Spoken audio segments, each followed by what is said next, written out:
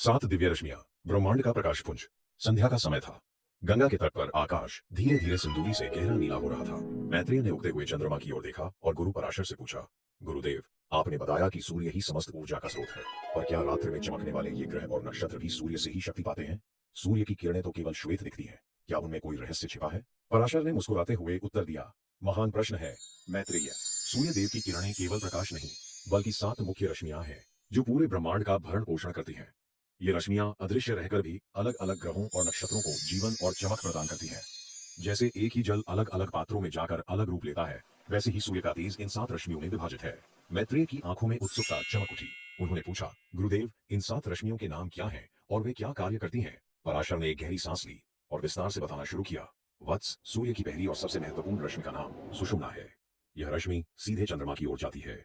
पराशर ने आगे कहा, सुषुम्ना रश्मि ही चंद्रमा को वह शीतलता और चमक प्रदान करती है जिसे हम रात में देखते हैं। इसी रश्मि के कारण चंद्रमा की कलाएं बढ़ती और घटती हैं। जब हम कहते हैं कि चंद्रमा अमृत बरसा रहा है, तो वास्तव में वह सूर्य की सुषुम्ना रश्मि का ही परिवर्तित रूप होता है। दूसरी रश्मि का नाम हरिकेश है। पराशर ने बताया, यह रश्मि उत्तर दिशा के नक्षत्रों और तारों को प्रकाशित करती है।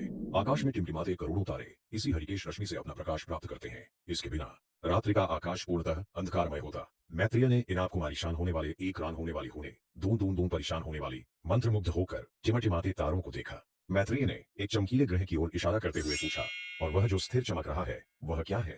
पराशर बोले, वह बुध ग्रह है। सूर्य की तीसरी रश्मि, जिसे विश्वकर्मा कहते हैं, बुध ग्रह का पोषण करती है। यह रश्मि बुद्धि और शिल्प की शक्ति को नियंत्रित करती है। पराशर ने अपनी बात जारी रखी। चौथी रश्मि विश्वव्यचा है, जो शुक्र ग्रह को प्रकाशित करती है। पांचवी रश्मि संपद वसु है, जिससे मंगल ग्रह अपना तेज प्राप्त करता है। ये रश्मियां केवल प्रकाश ही नहीं देती, बल्कि उन ग्रहों के विशेष गुणों जैसे प्रेम और साहस को भी ऊर्जा प्रदान करती है। छठी रश्मि औरवा वसु है, जो देवताओं के गुरु बृहस्पति जुपिटर को प्रकाशित करती है। पराशर ने समझाया। और सातवीं रश्मि स्वराज है, जो शनि ग्रह का आधार है। इस प्रकार सूर्य अपनी सात किरणों के माध्यम से पूरे सौरमंडल को एक सूत्र में बांधे रखते हैं। मैत्रेय यह जानकर चकित थे कि एक ही सूर्य सात अलग अलग रूपों में सबको संभाल रहा है। मैत्रेय ने हाथ जोड़कर कहा, गुरुदेव, आज आपने मुझे दृष्टि दी है। अब मुझे सूर्य केवल एक आग का गोला नहीं, बल्कि ब्रह्मांड का हृदय लग रहे हैं। पराशर ने उनके सिर पर हाथ रखते हुए कहा, सत्य यही है बाजवंदा की मैत्रेय। वत्स, जैसे हमारे शरीर में प्राण होते हैं, वैसे ही इस ब्रह्मांड के प्राण सूर्य की ये सात रश्मियां हैं। रात घनी हो चुकी थी, लेकिन मैत्रेय का मन ज्ञान के प्रकाश से जगमगा रहा था। उन्होंने जान लिया था कि चंद्रमा की चांदनी हो या तारों की झिलमिल, सब कुछ उस एक सूर्य का ही विस्तार है। गुरु और शिष्य शांत भाव से आश्रम की ओर चल पड़े, जबकि ऊपर आकाश में सात रश्मियां अपना दिव्य कार्य कर रही थीं। अगर आपको यह जानकारी अच्छी लगी हो तो वीडियो को लाइक और शेयर करें, और ऐसी ही वीडियो देखने के लिए हमारे चैनल को सब्सक्राइब करें। जय श्री राम।